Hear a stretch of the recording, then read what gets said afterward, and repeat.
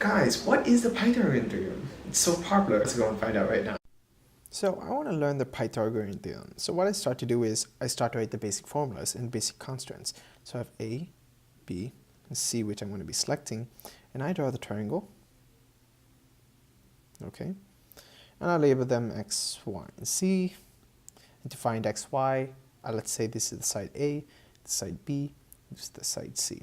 So what I do is, basically we have the formula of A squared plus B squared is equal to C squared in this case.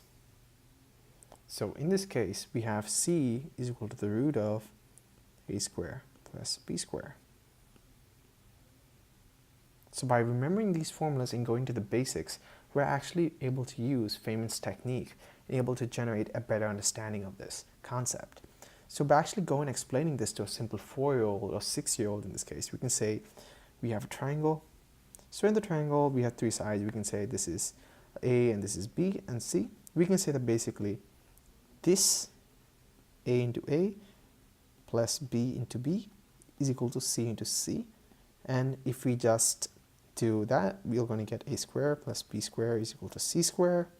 And we actually go and divide this by the square root. So we're going to go and say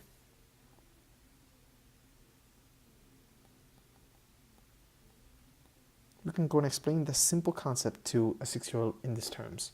So that's how we do the Pythagorean theorem.